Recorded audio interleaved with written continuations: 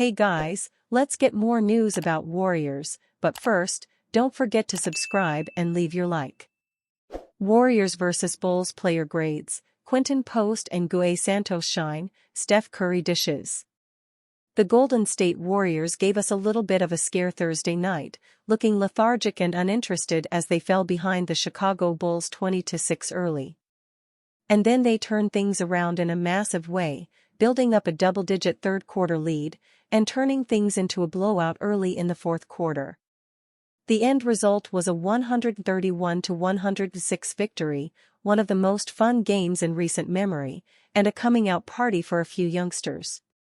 As always, grades are based on my expectations for each player, with a B grade representing the average performance for that player. Oh, I sure do love it when Wiggins plays offense with aggression, and that's exactly what he did on Thursday night. He was relentless attacking the hoop, forcing Chicago's defense into sorts, drawing contact, and living at the free throw line, where he made all 8 shots. That aggression showed up in his defense and his rebounding, too. A quietly awesome game. GPII got the start, but it didn't go very well. His lack of offense hurt the Dubs, and Chicago didn't have any ball handlers who were doing enough damage for Payton's defense to be utilized. When the second half began, Payton was on the bench. In a reversal of what happened on Wednesday night, TJD got the start but was replaced by Kevin Looney at halftime. It's unclear if that was due to how well the Warriors played when Looney was on the court, or if Jackson Davis' ankle, which left him questionable going into the game, was acting up. Either way, he did some awesome things on offense, while not having his best game on defense. But all around, a steady performance. A very rough shooting game for Hield, though he did a lot of little things well. Not well enough to make up for the roughness of the shooting, though. It was just the 12th time in his career that he attempted at least 5 threes without making one. What we learned is Steph, post-spark Warriors win over Bulls. How did the Warriors respond one night after blowing an 18-point lead to their Northern California rivals, the Sacramento Kings? By learning their lessons and crushing the Chicago Bulls in the second half to enjoy a 131-106 win on the second night of a back-to-back. The third quarter was a disaster for the Warriors the night prior as the Kings erased a 17-point halftime deficit and outscored Golden State 37-20. On Thursday night at Chase Center, the Warriors trailed by 1 point at the half, only to outscore the Bulls 31-16 in the third quarter for a 14-point lead going into the fourth and never looked back. On the same night he was named an NBA All-Star Game starter for the 10th time and 11th time overall. Steph Curry scored 21 points and made 5 three-pointers to go with 4 rebounds and 7 assists. However, the Warriors' youth is what gave them a needed jolt to get back in the win column. Gue Santos, 22, continued to open eyes and scored a career-high 19 points on 7 of 10 shooting, including going 5 of 6 from deep. Rookie Quinton Post, 24, added a career-high 20 points in 20 minutes while going 5 of 10 behind the three-point line.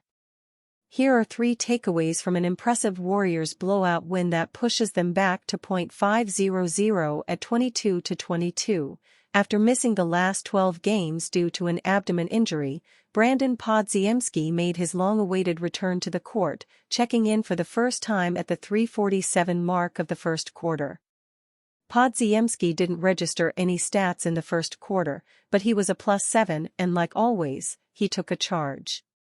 Steve Kerr said in his pre-game press conference that Podziemski would play in short stints, and he stuck to his word.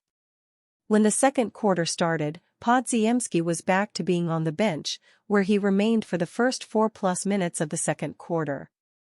Then, his scoring began. Podziemski's first shot attempt was a successful 3 while being guarded by Josh Giddey. Soon after, Podziemski hit a mid-range jump shot, something that could be vital for his development. In the second quarter, Podziemski tallied 7 points and 3 rebounds, making him a +11 in the first half. Playing his first game since December 28, Podziemski wound up with 10 points, 4 rebounds and 2 assists to be a plus 22 in 21 minutes. His game was very reminiscent of his first-team All-Rookie campaign. Podziemski wasn't alone when he first checked in. On Wednesday night in Sacramento, Post received first-half minutes for the first time in his NBA career. The next night, he was on the floor in the first quarter for the first time. His impact was felt fairly immediately, too. Post drained his first three-point attempt of the game a minute and a half upon entering. With a little more than a minute left in the first half, Post displayed the exact skill that excites the Warriors most, making a pick-and-pop three-pointer after setting a screen for Curry. The rookie checked back in for the final 2 minutes of the third quarter, and with 15 seconds remaining, Post made his third three-pointer of the game. He started the fourth quarter and again made another three from the top of the arc early into the quarter. The 7-footer made 2 threes in the fourth quarter, with zero hesitation. Chicago Bulls acquired Julius Randle in proposed trade involving Golden State Warriors. The Golden State Warriors are believed to be interested in acquiring Nikola Vucevic from the Chicago Bulls. Rumors suggest that the two teams have been engaged in trade talks for weeks, but nothing has materialized until now.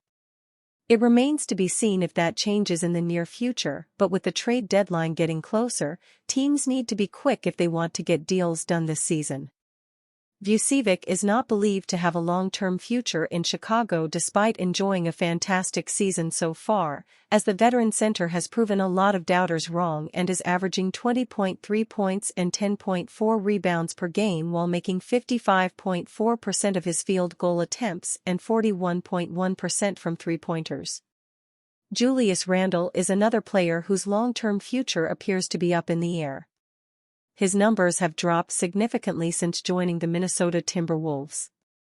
Randle is averaging 18.9 points, 7.3 rebounds, and 4.5 assists per game with the Timberwolves.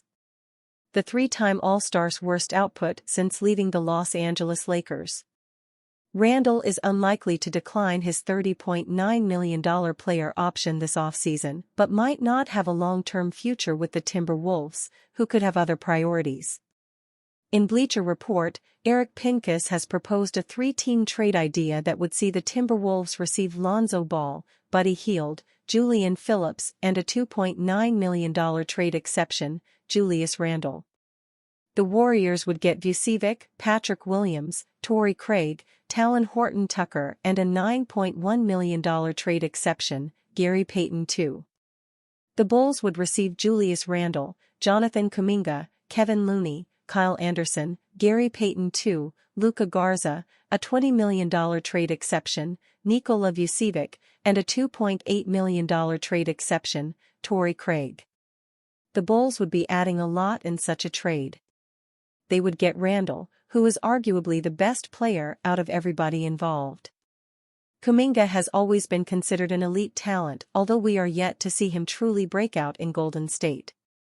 And Looney is a 3-time champion who can be a steady presence on the court for a young team.